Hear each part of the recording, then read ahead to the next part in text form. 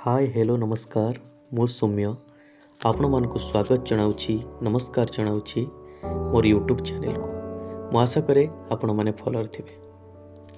मु आज एमिति एक विषय वस्तु नहीं आपण मानक पाखक आसी जहाँकि जोथि पई अधिकांश विशेष करी झियो पिला माने विब्रत रही थांती, विभिन्न टेंशन नहीं थांती एवं विभिन्न समय देखा को मिले से माने गूगल बा यूट्यूब माध्यम रे सर्च करी थांती how can I get a fair skin permanently, the secret behind fair skin. एमिति बहुत किछि से माने सब बेले सर्च करी थांती एवं सब बेले बाजार रे बिक्री होउथिबा बा विदेशी सामग्री उपरे विभिन्न क्रीम उपरे से माने डिपेंड करी थांती। किंतु मु आज आपण माननकु एमिति गोटी उपाय बताइबी जहा द्वारा आपण किछि मास भितरे निजर त्वचा को सुंदर उज्जवल एवं कोमल करि परिबे। पूर्व कालर पल्ली रमणी निज सौंदर्यर सुरक्षा सकाशे निर्भर करुथिला प्राकृतिक प्रसाधन उपरे। संप्रति आधुनिक जीवनशैलीर कृत्रिमता निर्धारण करिछि कृत्रिम प्रसाधन सामग्रीर अपरिहार्यता, जहाँकि आपण माने देखुथिबे सहरर नारी मानक अभ्यस्त करि रखिछि एही प्रकार नकली यौवनर कसरत रे। मात्र प्राकृतिक प्रसाधन जे नारी सौंदर्यर सुरक्षा कवच यही प्रसंग रे मु आपण मानक निकट रे उपस्थापन करबा को जाउछि। आपण माने देखुथिबे बाजार रे मिलुथुवा सौंदर्य प्रसाधन त्वचा को अधिकांश समय हानि पहुंचाई थाए। देखिथिबे मुहरे बिरिबिरि ही किछि बाहरिबा बा लाल पड़ी जिबा बा किछि एलर्जी हेबा एमिति बहुत किछि थाए।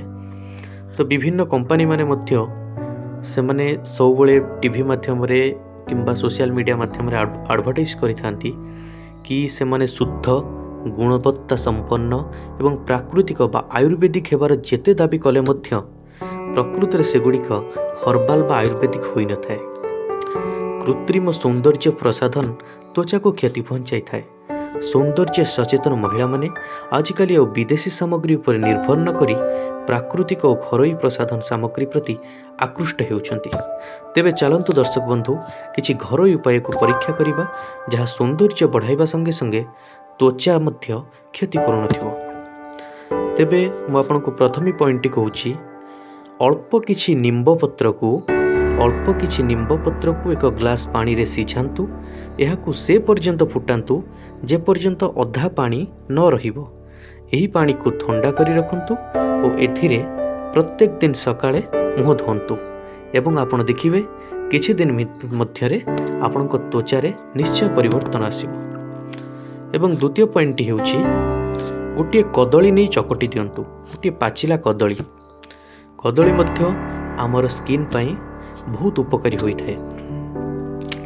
गोटे पाचिला कदली नै चकटी दियंतु। एथिरे 1 चम्मच परिमाण ने महू मिसांतु एवं यही पेस्ट द्वारा मुह को मालिश करंतु।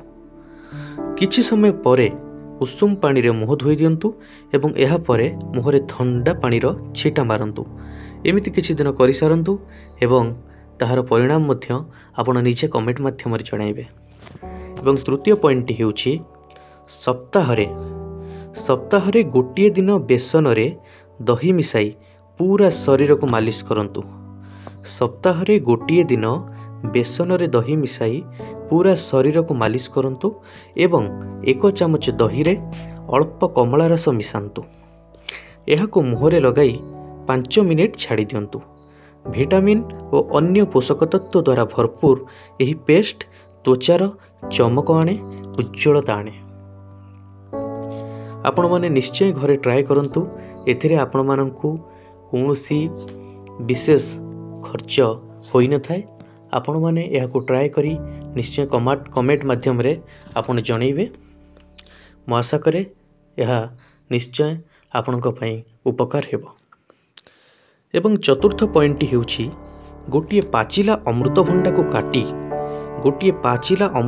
को काटी एहार 1/4 को भल भाव चकुटी दियंतु।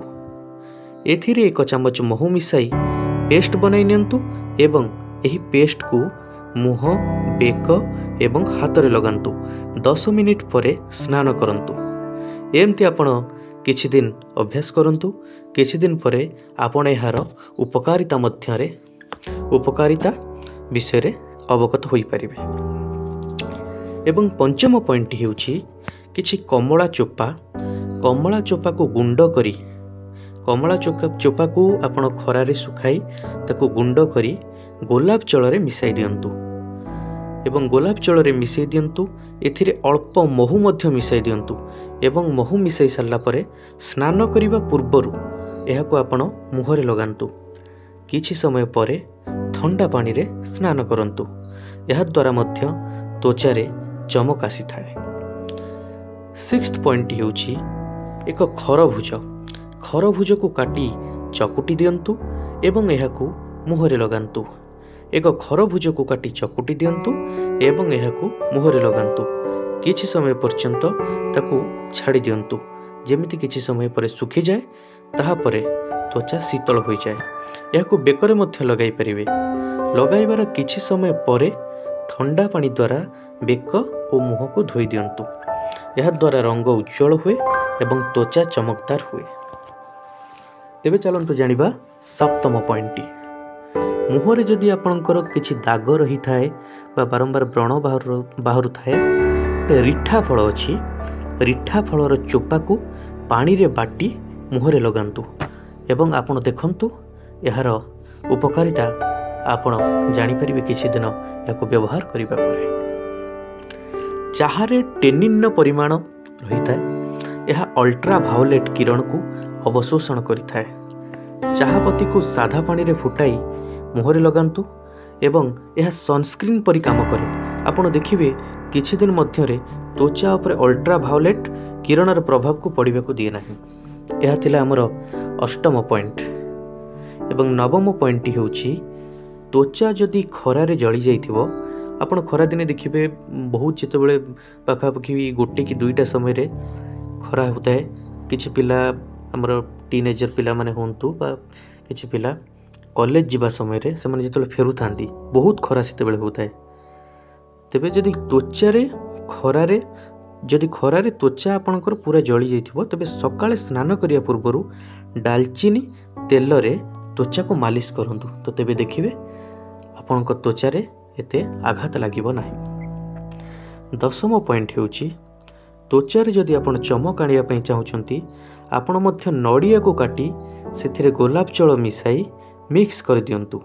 एही मिश्रण को मुहरे लगाई किछि समय परे साधा पानी रे धोई दियंतु। देखिबे त्वचारे उज्जवलता आसीबो।